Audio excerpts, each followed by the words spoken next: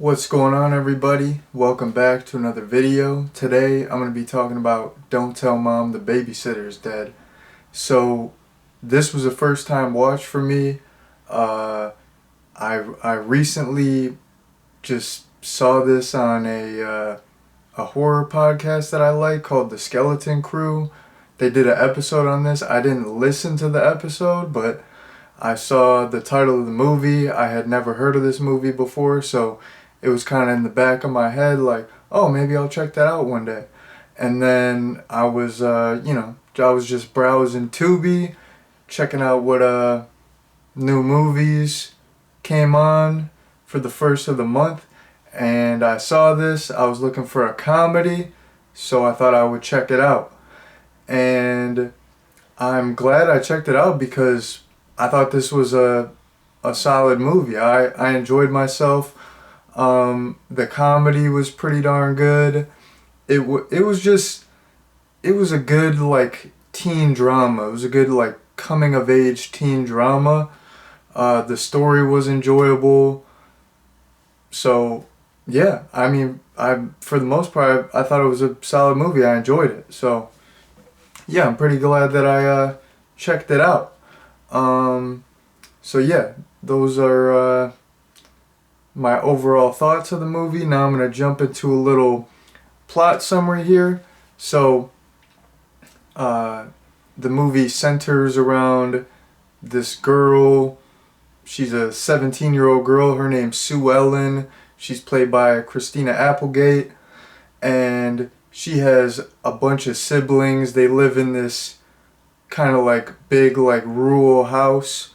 And their mom is leaving for the entire summer to go to Australia, and Sue Ellen, she wanted to go to Europe with her friends, but her mom wouldn't let her, so she's stuck.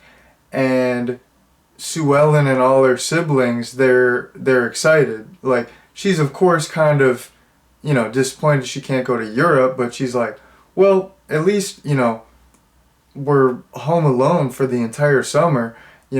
Mom's just going to leave us money. We'll have spending money. We can just hang around the house. No rules. It'll still be a pretty cool summer.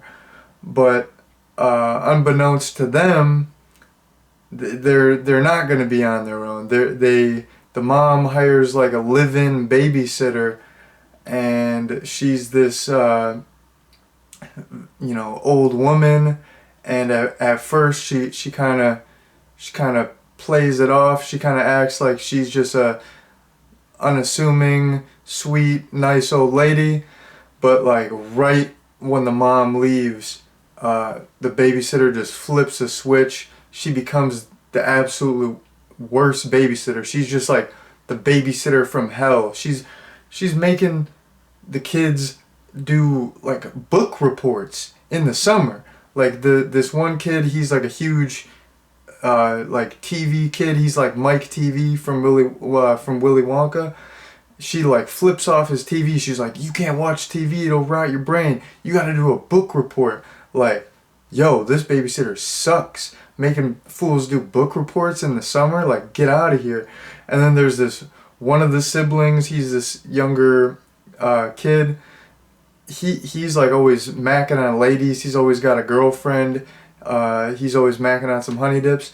The babysitter just absolutely cock blocks him. He's about to get some action. I mean, he's like a little kid, so he's just probably gonna like make out. But I mean, for like a little kid, that's pretty good. Like, he's straight macking. The babysitter cock blocks him. You got this one little girl played by Danielle Harris, and she's kind of a tomboy. The babysitter's like making her dress up in these goofy dresses and stuff. So yeah, this babysitter's gotta go. So all the kids in the house, they're just tripping. They're like, we're supposed to have this beautiful summer. We're supposed to have like no rules. It's gonna be chill. This lady's ruining it. So yeah, they're frustrated. And then they're about to confront the babysitter, and they just find her, and she's just dead. So instead of doing, the sensible thing, contacting the authorities, contacting their mom, they're like, you know what, let's think about this for a sec. If we go to the authorities, if we go to mom, she's gonna come home immediately, our summer's gonna be ruined. So they like devise this plan. They're like, yeah, let's just throw her body in a trunk and just drop her off at the mortuary. And they do that, and they pretty much just like steal her car, and they're left um, by themselves for the rest of the summer. The babysitter took all the money, and once they dropped her off at the mortuary, like, she had all the money on her that they were given for spending money. So yeah, they're not gonna go back and be like, hey, can we pick up our money from the dead lady that we dropped off? So yeah, they're out of money. So one of them has to get a job. There's this one older brother. He's kind of like a stoner. He's not gonna get a job. That fool. I mean, he's just big chillin'. Like, he's just trying to post up, smoke, eat some burnt waffles. Like, he's not getting a job. So Sue Ellen has to step up and get a job. She's working at this fast food spot and totally hates it, quits. But while she's there, she meets the main love interest in the movie, Brian. And then she's like, yeah, this fast food job's gotta go. I gotta figure out something else. So she wants to do something fashion related. So she gets a job at this big fashion company. She like totally like forges her resume, puts a bunch of like high fashion brands that she's worked at, totally just lies. And she's just applying for a receptionist job. But one of the executives there hates the receptionist that was up for this job to be like an assistant to the executive. So Sue Ellen just winds up getting this assistant job to the executive. It's like a big job. She makes like $37K, benefits, all that. So she's juggling, because here's the deal, the receptionist there is Brian's sister. So she's trying to like keep this whole thing on the down low so Brian doesn't find out, and they kind of get into it later and kind of argue because she's being so secretive. And it's kind of like a fish out of water situation where she doesn't know how to do anything at this fashion company. So she's just winging it the entire time, and she's trying to run the whole household, and all her little siblings are crazy. So yeah, she's got a lot on her plate. She's trying to juggle all this stuff and pretty much just hold it down with no babysitter and with their mom being out of town. So that is the basic plot summary. Now that I've gone over the plot, I'm just going to get into my overall review here. First things first, I'm going to get into some funny moments. So I really like when they just drop the old lady off at the mortuary. That it said that they left a note on it, and it said, "Nice old lady inside, died of natural causes." I thought the fact that they just left her out front was absolutely hilarious, and the note was just hilarious. So that was great. That was kind of like some dark comedy. I really liked that. And then at the end of the movie, you get to see the babysitter's gravestone, and it says the exact same thing. It says, nice old lady inside, died of natural causes. I don't know why, but I just think that's like the funniest thing ever. There's just something about that that's absolutely hilarious. So that was hilarious. Earlier on in the movie, when the babysitter's still alive, she looks in the Stoner Brothers' room, and she's just in shock. She's just horrified. She just sees like pictures of naked girls, pictures of like posters from metal bands. There's like weed posters. There's crumbs and food everywhere. There's clothes everywhere. There's like pizza crusts everywhere. She's just mortified. So seeing her like walk in there and see that, and she's just seeing her reaction was absolutely hilarious. I really liked that scene. Another scene that I like is there's like a couple instances after the babysitter died where the mom calls and the kids pick up, and the mom's like, where's the babysitter? Why didn't she pick up? Is she around? Can I talk to her? And the kids have to make up some sort of excuse as to like why the babysitter's not there. And one time when the mom calls, the stoner brother picks up, and he's like, oh yeah, the babysitter, she's at the yarn store.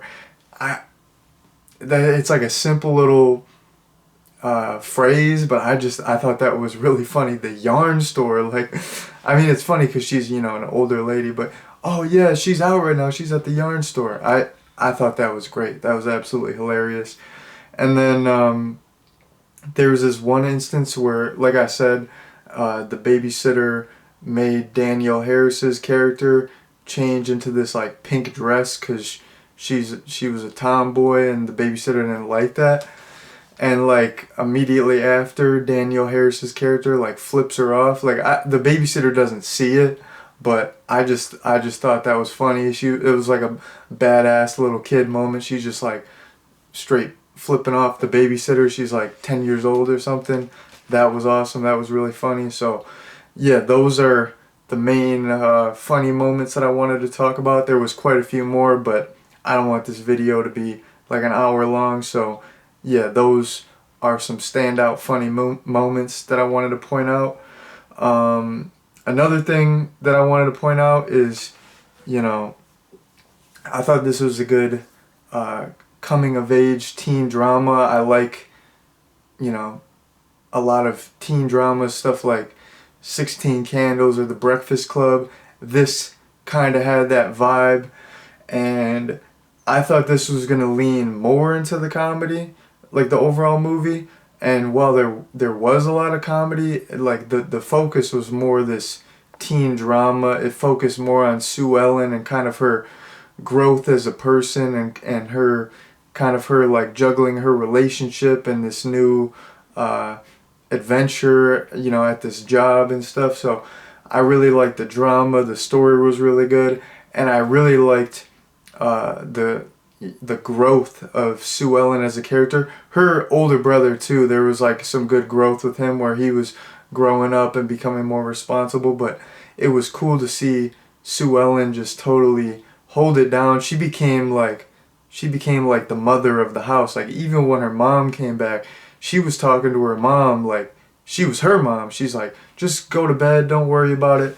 So it was really cool to see her growth and her like do well at this, you know, pretty big job. So that was cool, and it kind of threw me for a loop because I thought the whole premise of this movie was going to be like, okay, the babysitter died, so they're just partying, everything's, you know, everything's going wrong, the house is a mess. There was like a little of that, not really like that much partying except from the stoner brother a little bit, but it was mainly like these kids kind of held it down. They kind of just like they had all this newfound responsibility, and they totally just like excelled. Like they just grew as people. So it kind of subverted my expectations a little bit, but it was good. Like I liked it. I expected it more to just be like a comedy. They're partying the whole time, but it was more of like, you know, coming of age teen drama, and they were, you know, it was more about like them being responsible and stuff. So I thought that was cool, even though I didn't expect it. And then the last thing I have here on my notes is just like a quick shout out. I just thought it was cool that Danielle Harris was in this. I didn't even know she was going to be in this, but I mean, I've said this in countless videos.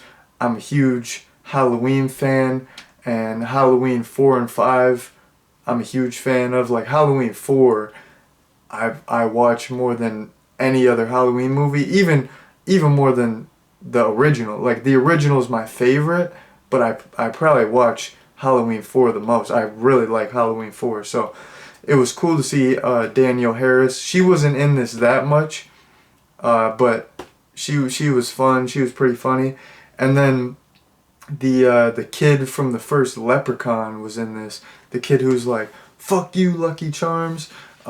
He was funny as well, and it was cool to see him. I was like, "Oh snap! It's the little kid from Leprechaun," because he was funny in that, and he was funny in this as well. He was like me, like he was like just watching TV all the time, watching movies all the time. And he just uses a bunch of like Sue Ellen's money from her job to get this like state of the art home entertainment system. They got like all kinds of VCRs and speakers and this like giant TV. So that's what I would have done. I would have just cashed out and bought like, like a nice TV, a nice Blu-ray player, some Blu-rays and stuff. So yeah, that kid was awesome. That would have been me if I was in that situation. But yeah, it was cool to see those, those individuals, especially Danielle Harris. I'm just a huge fan of hers, so definitely cool to see her. And that was the last thing that I wrote down for my notes. So I'm going to get into a little recommendation, and then I'm going to head out. So in terms of recommendation, I had a great time with this movie. There wasn't really anything that I disliked. It was, like I said, a great teen drama. There was some good comedy in there. It was just a fun watch. It was just, I was looking for something light, just like a nice, just a nice comedy that I could kind of, I don't know. I didn't want to watch like some hardcore drama, and I've been watching like a lot of horror stuff lately. So this was just like a lighthearted, fun, kind of like cute comedy. So I thought it was great. This hit the spot. This was exactly perfect, like exactly what I was looking for to watch. It just satisfied my craving for a comedy, for like a teen drama as well, even though I didn't think it was going to be that as much. But yeah, I would definitely recommend this. 10 out of 10 would recommend. If you haven't seen this, definitely check it out. Yeah, it's solid. So now that I've given you all my recommendation, I'm going to head out here, and I just want to thank you all very much for watching, and that's it for my review. Peace out.